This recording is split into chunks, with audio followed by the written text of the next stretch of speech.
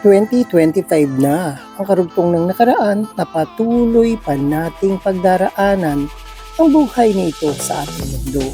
Ang buhay ay palatandaan ng bawat hakbang at ang bawat gagawin pa natin sa buhay na ito ay walang kasiguraduhan. At alam lang natin na tayo ay maglalakbay pa sa buhay na may kahulugan, may kabuluhan, at tagumpay pa sa atin at kasiyahan na sa atin ay nakalaan. Kaya bawat kilo sa bawat galaw natin sa mundong ibabaw, ilaan na natin ito sa kabutihan para naman tayo ay kalugod-lugod sa ating poong may kapal. Yan ang ating pag-uusapan sa My Journal in Motion, sa Love Life, Me, Myself, and I, dito sa Alexander YouTube channel. Kaya kung hindi pa kayo nakasubscribe, subscribe na kayo para parati kayo updated sa aking mga ganap. Bagong taon, bagong buhay nga daw. Pero ang pagpapalit ng taon ay ang pagsimula ng bagong paglalakbay sa ating exciting part ng ating mga pangyayari sa ating buhay na walang kasiguraduhan. Pero tayo ang hahawak at gagalaw sa mundo natin ito. Kaya tayo ang may karapatan baguhin ang ating sarili, hindi ang tinatawag nating bagong taon. Dahil ang taon ay nagbabago, pero dapat pagsumikapan nating tulad ng bagong taon magsimula tayo ng may magandang kalooban, magandang iniisip para tayo ay makapagsimula ng naaayon sa ating kagustuhan. Parati natin pagkakatandaan na ang buhay natin dito ay maiksi lamang, kaya gawin na natin itong makabuluhan. Hindi ba't magandang ilaan na natin to sa mga gandang bagay na iniisip nating makabubuti sa bawat isa? Dahil ang bawat isa sa atin ay nakakaapekto sa ating mga gawain. Hindi ba pag nangangarap tayo, may mga taong tutulong sa atin? Dahil yun ang nakalaan sa mundong ibabaw. Ang tayo, ang bawat isa sa atin ay magtulungan.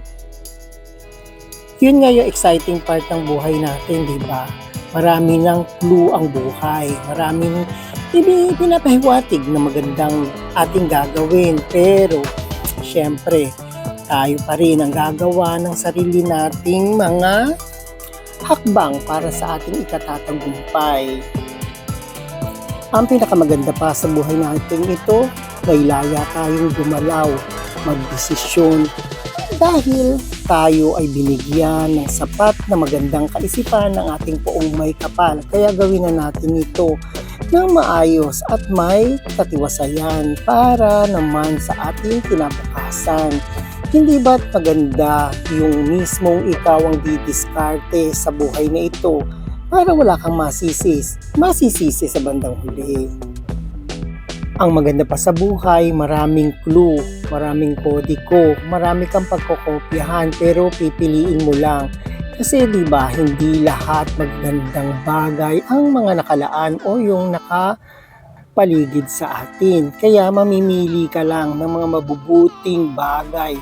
Pulutin mo ito at i-apply mo sa iyong sarili. Ang pinakamainam nating gawin ngayong 2025, isuko na natin ang lahat sa ating Panginoong may kapal, ang lahat ng ating mga adhikain sa ating sarili, sa ating kapaligiran. Kasi siya lang naman ang nakakaalam ng lahat ng bagay na makabubuti sa ating sarili at sa ating mundong ginagalawan.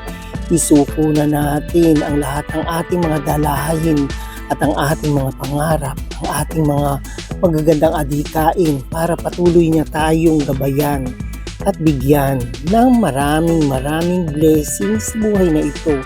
Kasi siya lang naman ang nagbibigay ng lahat ng kagalingan, lahat ng mga gusto nating maganap sa ating sarili. Yung mga tinatawag nating tagumpay, isuko na natin sa Kanya dahil siya lamang ang ating Panginoon na sa atin ay gumagabay. Katandaan, 2025 is just a number. Kaya ang Diyos pa rin natin ang siyang gagabay sa atin at magbibigay sa atin ng mga biyayang sa atin ay nakalaan. O ayan, wala na naman akong yaman na sa inyo yung maibibigay, pero meron akong kahit papaano na sa inyo ay na-share para kahit papaano ang buhay natin dito sa mundong ibabaw ay gumaang-gaang. Thank you for watching and God bless and Happy New Year to everyone!